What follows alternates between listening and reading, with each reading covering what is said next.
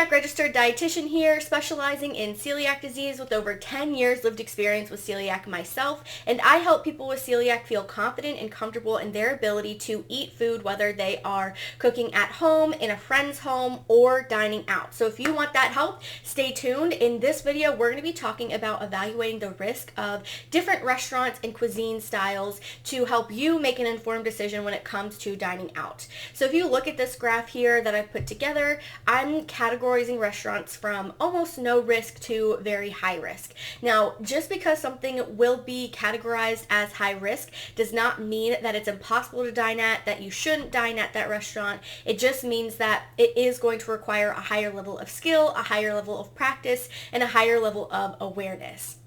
Obviously, going into any restaurant experience with celiac disease, it's going to be really scary. It's going to be really overwhelming. There's a lot to manage, and you want to make sure you're bringing your A game.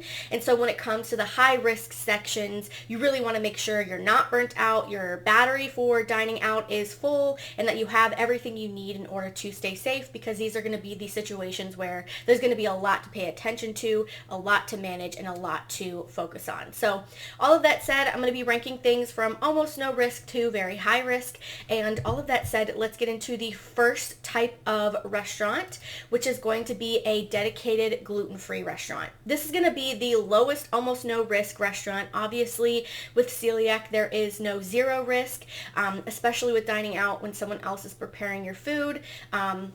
There's no zero risk just because our food system is centered around gluten. However, it's very, very low risk. You can go in and assume that everything's going to be gluten-free. You don't really have to worry about cross-contact. And so this is going to be probably one of the most effortless scenarios you're going to face when it comes to dining out with celiac disease. Then we get into a restaurant that has a separate area in the kitchen for gluten-free food or for allergies, and in this case, there's a very low risk. There is obviously still a risk, and a risk that is greater than if you're dining at a dedicated gluten-free restaurant, but the risk is much lower because the fact that they have a separate area in the kitchen for allergies or for gluten. That means that they are very aware of allergies and how serious they are. They have protocols in place, and they've even set up their kitchen to make it very simple and effective for them to be able to serve that community. So in this case, this is going to be a much lower risk situation. And how you would determine if a restaurant has a separate area in their kitchen is you simply just call them or contact them on Instagram or email them and see what their kitchen scenario looks like, if they have any separate areas for allergies, what their awareness around the whole topic is. The next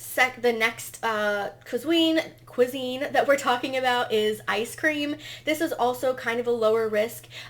You're going to need some speaking up skills, and you're going to need to evaluate some risk yourself and ask some questions, but for the most part, this is going to be one of those lower level risk factors. Is going to be, you have to be on your game, but you don't have to ask as many questions and be so involved. So with ice cream, of course, you're looking for if they are using fresh scoops, if they are able to pull ice cream from the back so that it hasn't been in cross contact with any other ice cream, and if the flavors that you're ordering are gluten-free. Should you get toppings, you want to make sure the toppings don't have any cross contact risk, but for the most part, this is going to be one of those lower risk scenarios. So ice cream is going to be one of my cuisines that I'm going to deem a lower risk. Then we get into restaurants with a shared kitchen, but they do have cross-contact protocols and a gluten-free menu. So if you face a restaurant that you call them, you're figuring out what their situation is, and they say they don't have a dedicated space for gluten-free, but they do take all of these steps in order to make sure gluten-free food stays gluten-free, and they have a gluten-free menu, that's going to have some risk. You're still going to want to manage that risk, but it's going to be much lower than if you go to a restaurant that had no cross-contact protocols or no gluten-free menu. So in this case, you're just going to want to make sure you're reminding staff of your gluten-free needs, you're reminding them of the cross-contact protocols you need them to take, you're reviewing their cross-contact protocols to make sure that it covers everything you need them to do. You can't just trust that it's going to be enough. You have to make sure it's actually covering all of the cross-contact points you need to manage for whatever dish you're ordering. And then you're going to want to make sure you're ordering and making sure they're taking all those cross-contact precautions that you specify. So this is going to be some risk. You're still going to have to moderate. You're still going to have to manage a lot of cross-contact risk and gluten risk, but it's not going to be high risk. They already have protocols in place. They're already pretty aware of the severity of food allergies or gluten for people with celiac, but you still just need to make sure you're paying attention and you're not letting them just tell you everything's okay, and you're verifying that, because that's really going to be what helps you reduce the amount of times you're getting glutened, is making sure that you're actually keeping an eye on things and you're actually paying attention to things and making sure cross contact is being managed. That said, the next cuisine I want to talk about would be Mexican American food. So this is going to be food that is inspired by Mexican and American cuisine. In this case, we're thinking like tacos, taco bowls, nachos, that kind of thing. In this case, there is a risk of gluten. Obviously, you're looking for gluten-free taco shells. You're looking for gluten-free corn chips, making sure things haven't been fried in the same fryer. So there is cross-contact points that you need to pay attention to, and there are sources of gluten that you're going to need to pay attention to in this food. But if you know what you're looking for, it's going to be a lower risk than other cuisines. And generally, if you go to a Mexican American restaurant, you're going to be able to modify some kind of dish to be gluten-free with minimal cross-contact precautions asked for. So this is why it's on a some to lower risk area on my chart, because I've found that these kinds of cuisines tend to be a lot easier to navigate and a lot easier to modify and a lot easier to quickly ask for very specific cross-contact precautions for. So that's where I rank it. It might be in a different section for you depending on your experiences, but personally I think it's a lot easier to manage than some of the other cuisines. Next, we're getting into pasta. This is kind of going into the some risk, almost high risk, but it's also, and your experiences are going to vary by restaurant, location, etc. But with pasta, as long as you're asking for the right things, it should be okay as long as they're taking the right steps. Obviously, some chains have a better reputation than others, but with pasta, as long as the pasta has been cooked in fresh pasta water, it's been strained with a fresh colander, and they're changing their gloves and they're using fresh ladles for all of the sauces, etc., and you're asking for these cross-contact precautions and you're verifying that the restaurant can actually take these precautions, pasta tends to be a lower risk dish that you can order as long as you're managing those cross contact points. And I've generally had a good experience when I've ordered gluten-free pasta. Granted, I know what I'm looking for. I know what red flags to look for in restaurant staff and in restaurant locations. But pasta for me has been a more moderate risk rather than a high risk. So that's where I would rank it. Obviously, your experience matters, so pay attention to if you struggle with it, because that's valid too. But this is just where I would kind of rank it. Then we get into sushi. I think sushi has a lot of moving parts and can be a little bit more challenging than some of the other cuisines we talked about when it comes to ordering it to be gluten-free. Sushi has a lot of things that can be added into the different components that can contain gluten, like for example rice vinegar, fish sauce, some of the other sauces, soy sauce. There's a lot that can happen with sushi that can contaminate it. So with sushi, you want to make sure you're on your game. You want to make sure you're asking about ingredients in the different food items, and you're asking about what ingredients are in the different components. So what's the rice vinegar made of? What's in the fish sauce? Is a soy sauce made with wheat? And making sure that you're asking those questions and asking for the cross-contact precautions, and really making sure that you feel heard by the restaurant staff and they are taking you seriously. If you really want sushi and you're looking for gluten-free options, if you have a Wegmans near you, all of their sushi is gluten-free, so that's really awesome. But sushi can be a little bit harder, a little bit more of a moderate risk. You just need to make sure that they're using gluten-free options or you're modifying your order to be gluten-free. Then we get into a restaurant that has a shared kitchen, no cross-contact protocols, but they do have a gluten-free menu. This is a little bit higher of a risk just because they don't have any cross-contact protocols, which signals that there isn't going to be a strong allergen training. That doesn't mean that that's true, but that's what it tells me, and that's a red flag for me. That means that I'm going to have to manage a lot more than I would if a restaurant had cross-contact protocols. I'm going to have to do some more education on the importance of them taking precautions that I ask for. But in this this case, it doesn't mean it's impossible to dine out at the restaurant. It just means that you're going to have to do a lot more education, ask a lot more questions, and make sure they're really going to be able to keep you safe.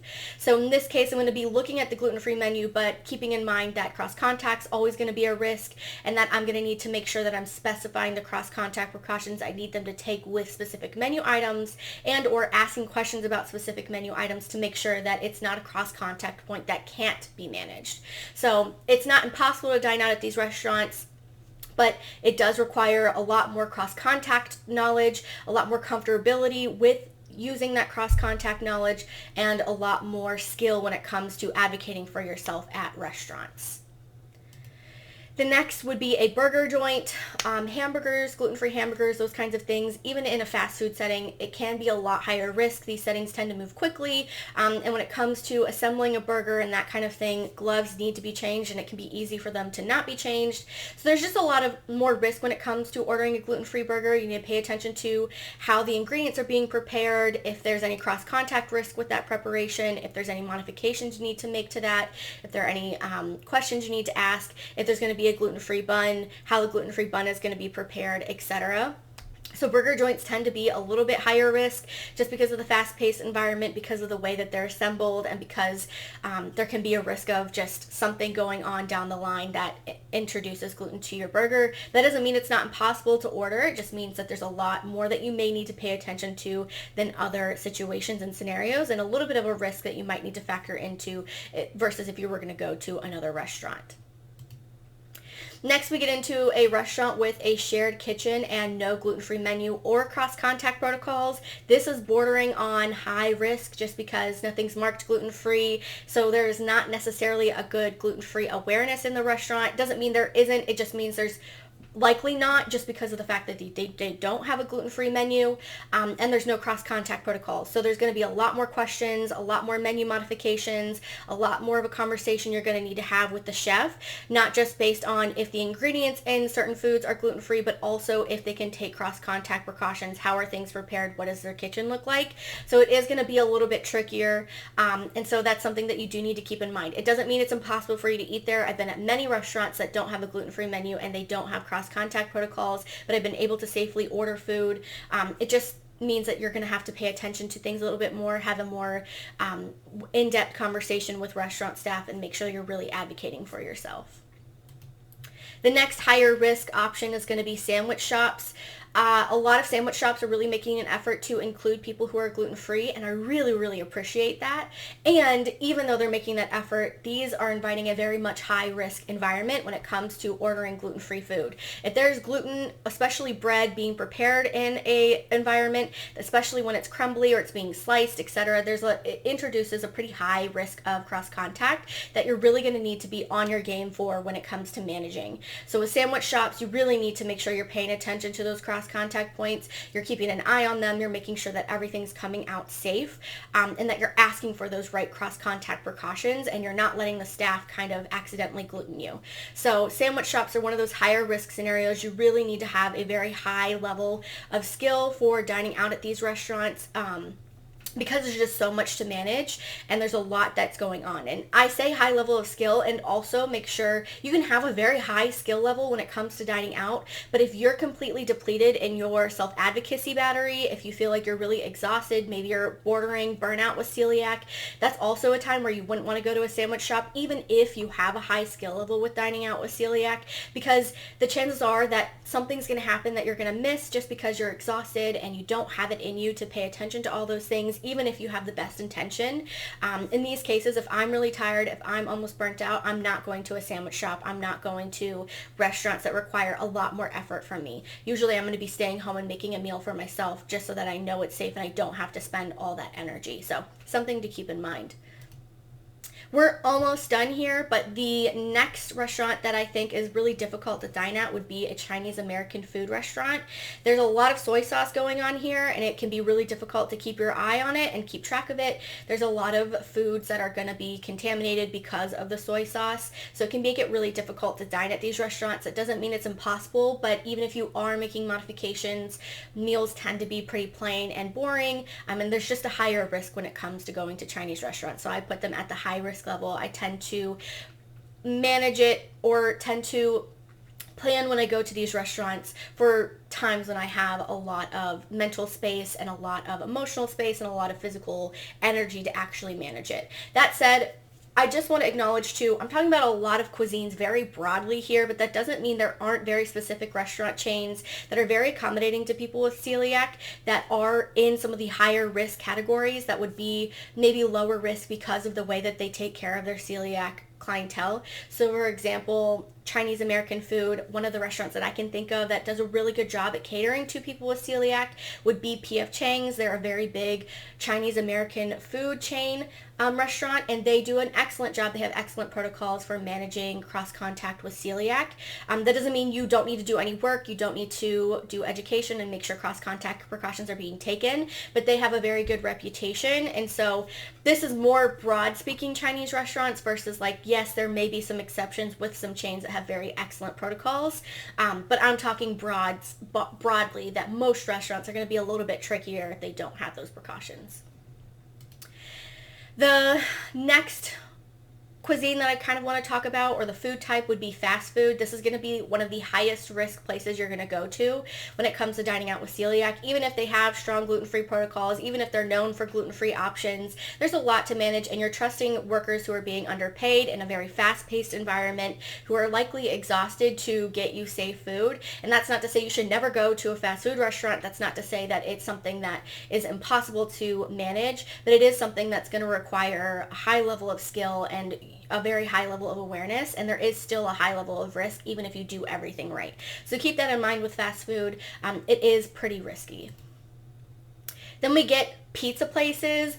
I have a whole blog post all about gluten-free pizza that's coming out if it's not out already, and it's very, very rare to find a pizza place that is going to be celiac safe, just because there's so many points of cross contact that you have to manage. You have to manage airborne flour, you have to manage aprons, you have to manage topping containers, you have to manage pizza dough and ovens and all of that. There's just so much to manage with pizza places. That's not to say it's impossible for you to go get gluten-free pizza, but you need to really make sure you're checking and vetting the restaurant and that they're actually taking the correct precautions, and you're very clear on the precautions that you need to take. And it can just be a lot to do. So pizza places tend to be pretty high risk.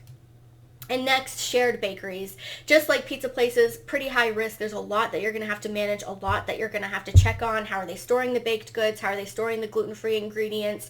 Where are they preparing the gluten-free ingredients? How are they preparing the gluten-free foods? What are their protocols to make sure they're keeping the gluten-filled and the gluten-free options separate and safe? There's a lot that goes on there that you need to check up on. Not to say it's impossible for a shared bakery to have safe gluten-free foods, but there's a lot that you need to check, and it can be pretty intense, and it can be a little bit higher risk if you're not catching everything. So all of that said, this concludes my evaluation of the different types of foods and cuisines and restaurants that you can go to with celiac.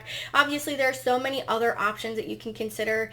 This is just a list of all the common ones that I see. If you want more resources on dining out with celiac disease, I'll leave some blog posts that I have down below on this topic, and I'll also leave a link to my gluten-free dining course where I cover how to dine out in 4 simple steps, and I give you the tools and the strategies you need to evaluate risk and make sure that you're getting safe food, on top of scripts and restaurant cheat sheets to make sure you're staying as safe as possible, as simply as possible. So if you want that help, I'll leave that link down below and some other resources. And all of that said, my name is Taylor Silverduke, registered dietitian specializing in celiac disease, and I'll see you in the next video.